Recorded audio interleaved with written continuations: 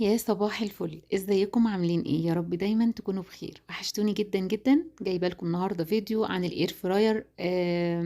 هتكلم عن البطاطس لان بنات كتيره جدا بتشتكي ليه الاير فراير، خصوصا دولونجي، او انا هتكلم عن دولونجي عموما لان ده اللي انا استعملته وده اللي انا جربته.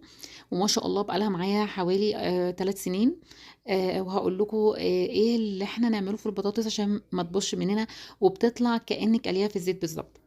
اول حاجه هعملها ان انا هقطع البطاطس بالشكل اللي انتوا شايفينه قدامكم ده، صوابع عريضه شويه علشان ما تنشفش مني في الاير فراير. تمام. بعد كده بحطها في حله على النار، حطي ميه ساقعه، حطي ميه سخنه اللي موجود عندك ومتوفر. وبعدين بنحط معلقه واحده ملح وبحطها حوالي من 4 ل5 دقايق كده على النار. يعني اللي هي تاخد غلوه واحده بس زي ما انتوا شايفين كده، وبطفي حالا، يعني ما بسيبهاش تستوي.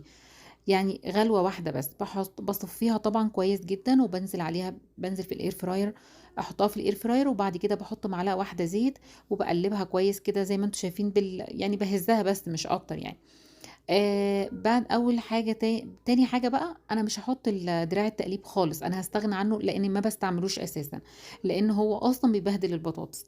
هعمل هنا كده التايمر على 30 دقيقة. تمام. في حاجة كمان عايزة اقول لكم عليها.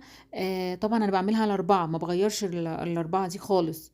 السخان، الزرار اللي انتم شايفينه ده، لو هتشغليه لازم كل حوالي 3 دقايق كده تقلبي في البطاطس، لان السخان كده انا مشغله من فوق ومن تحت. فخدي بالك لو هتشغليه كل حوالي 3 دقايق كده تقلبي البطاطس تقليبه حلوه. تمام. لو مش عايزه تشغليه، لان انتي اصلا مش هتبقي واقفه في المطبخ في الفتره بتاعه البطاطس ديت، فهتضطري ان انتي تمشي تخرجي وتسيبيه، ما تشغليهوش اصلا. ليه؟ علشان هيلزق منك البطاطس. تمام. لكن لو هتشغليه تفضلي واقفه في المطبخ، وكل دقيقتين 3 كده ايه تديها تقليبه. خلاص. هو عموما بيخلي البطاطس، لو انا مشغلاه بيخلي لي البطاطس تنجز بسرعه، يعني بتخلص بسرعه، ممكن تاخد 25 دقيقه على فكره. ليه؟ لان انت اصلا اوريدي انت اعطيها غلوه، هي مش هتاخد حاجه، ده احنا يدوبك بس هنديها اللون، فاهماني؟ هي دي كل الحكاية، حاجة بسيطة جدا. والبطاطس ما شاء الله زي ما انتم شايفين كده تحفة جدا، ولا محتاجة تاخد اكتر من كده، وجميلة. كريسبي كده، خفيفة من بره ومن جوه طرية جدا وجوسي جدا من جوه. عايزة اقول لكم طعمها كأنك بالظبط قليها في الزيت. يعني انا لما بعملها بالطريقة دي مفيش حد بيقدر يفرق اذا كانت البطاطس مقليه في الاير فراير او في الزيت. بصراحه تجربه تحفه جدا، اتمنى تجربوها.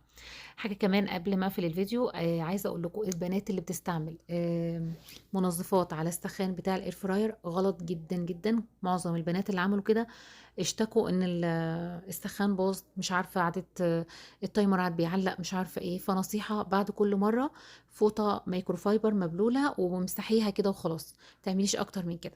وبكده الفيديو بتاعنا يكون خلص. يا رب تكونوا استفدتوا منه. لو محتاجين فيديوهات تانية عن الاير فراير كلموني، خصوصا الدولونجي لان دي اللي انا مجرباها. اكتبوا لي في الكومنتات. والسلام عليكم ورحمة الله وبركاته.